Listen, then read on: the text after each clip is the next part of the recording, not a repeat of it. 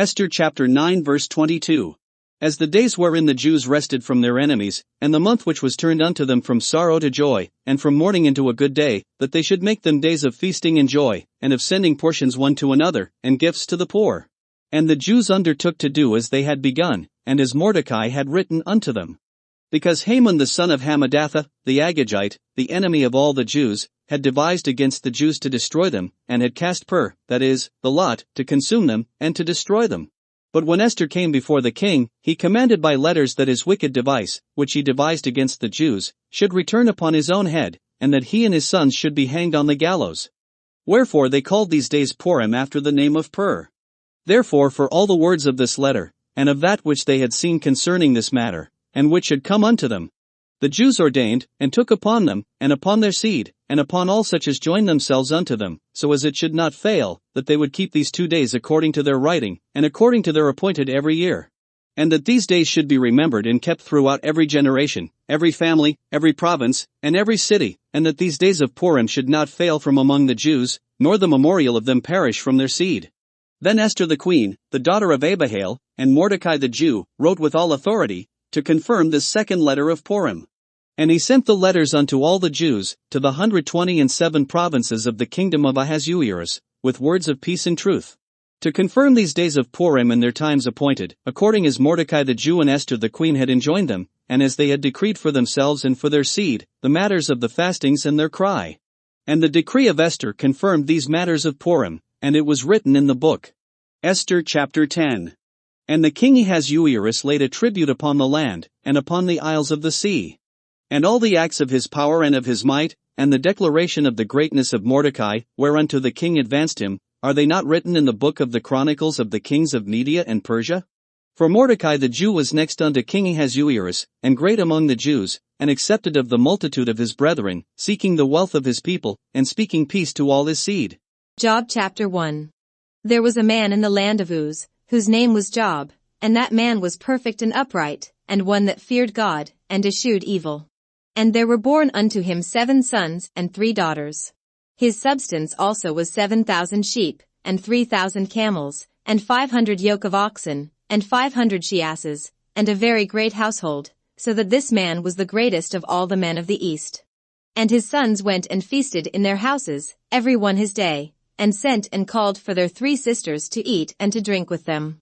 And it was so, when the days of their feasting were gone about, that Job sent and sanctified them, and rose up early in the morning, and offered burnt offerings according to the number of them all. For Job said, It may be that my sons have sinned, and cursed God in their hearts.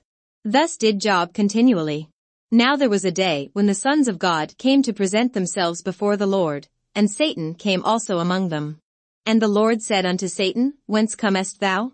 Then Satan answered the Lord, and said, From going to and fro in the earth, and from walking up and down in it.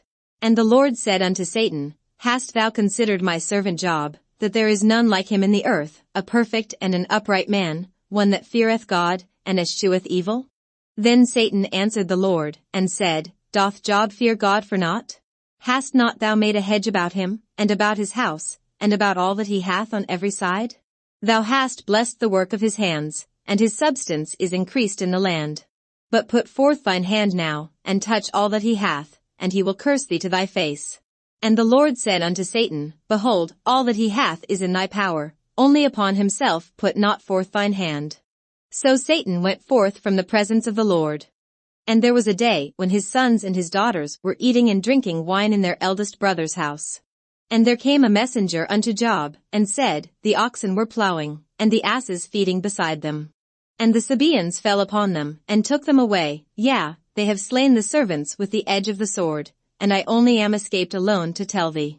While he was yet speaking, there came also another, and said, The fire of God is fallen from heaven, and hath burned up the sheep and the servants, and consumed them, and I only am escaped alone to tell thee. While he was yet speaking, there came also another, and said, The Chaldeans made out 3 bands, and fell upon the camels, and have carried them away, yea, and slain the servants with the edge of the sword, and I only am escaped alone to tell thee. While he was yet speaking, there came also another, and said, Thy sons and thy daughters were eating and drinking wine in their eldest brother's house. And, behold, there came a great wind from the wilderness, and smote the four corners of the house, and it fell upon the young men, and they are dead, and I only am escaped alone to tell thee. Then Job arose, and rent his mantle, and shaved his head, and fell down upon the ground, and worshipped. And said, Naked came I out of my mother's womb, and naked shall I return thither. The Lord gave, and the Lord hath taken away, blessed be the name of the Lord. In all this Job sinned not, nor charged God foolishly. Job chapter 2. Again there was a day when the sons of God came to present themselves before the Lord, and Satan came also among them to present himself before the Lord. And the Lord said unto Satan, From whence comest thou? And Satan answered the Lord, and said, From going to and fro in the earth, and from walking up and down in it. And the Lord said unto Satan, Hast thou considered my servant Job, that there is none like him in the earth, a perfect and an upright man, one that feareth God, and escheweth evil? And still he holdeth fast his integrity, although thou movedst me against him, to destroy him without cause. And Satan answered the Lord, and said, Skin for skin, yea, all that a man hath will he give for his life. But put forth thine hand now, and touch his bone and his flesh, and he will curse thee to thy face. And the Lord said unto Satan, Behold, he is in thine hand, but save his life. So went Satan forth from the presence of the Lord, and smote Job with sore boils from the sole of his foot unto his crown. And he took him a potsherd to scrape himself withal, and he sat down among the ashes. Then said his wife unto him, Dost thou still retain thine integrity? Curse God, and die. But he said unto her, Thou speakest as one of the foolish women speaketh. What? Shall we receive good at the hand of God, and shall we not receive evil? In all this did not Job sin with his lips. Now when Job's 3 friends heard of all this evil that was come upon him, they came every one from his own place, Eliphaz the Temanite, and Bildad the Shuhite, and Zophar the Naamathite, for they had made an appointment together to come to mourn with him and to comfort him. And when they lifted up their eyes afar off, and knew him not, they lifted up their voice, and wept, and they rent every one his mantle, and sprinkled dust upon their heads toward heaven. So they sat down with him upon the ground 7 days and 7 nights, and none spoke a word unto him, for they saw that his grief was very great. Job chapter 3. After this opened Job his mouth, and cursed his day. And Job spoke, and said, Let the day perish wherein I was born, and the night in which it was said, There is a man-child conceived. Let that day be darkness, let not God regard it from above, neither let the light shine upon it. Let darkness and the shadow of death stain it, let a cloud dwell upon it, let the blackness of the day terrify it. As for that night, let darkness seize upon it, let it not be joined unto the days of the year, let it not come into the number of the months. Lo, let that night be solitary, let no joyful voice come therein. Let them curse it that curse the day, who are ready to raise up their mourning.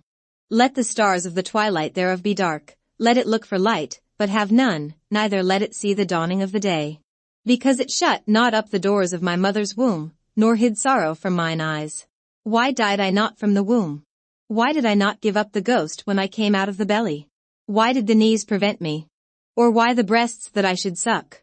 For now should I have lain still and been quiet, I should have slept, then had I been at rest. With kings and counselors of the earth, which built desolate places for themselves. Or with princes that had gold, who filled their houses with silver. Or as a hidden untimely birth I had not been, as infants which never saw light. There the wicked cease from troubling, and there the weary be at rest. There the prisoners rest together, they hear not the voice of the oppressor. The small and great are there, and the servant is free from his master. Wherefore is light given to him that is in misery, and life unto the bitter in soul.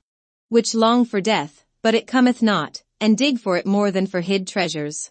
Which rejoice exceedingly, and are glad, when they can find the grave. Why is light given to a man whose way is hid, and whom God hath hedged in? For my sighing cometh before I eat, and my roarings are poured out like the waters.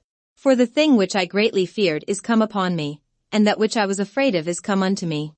I was not in safety, neither had I rest, neither was I quiet, yet trouble came. Job chapter 4.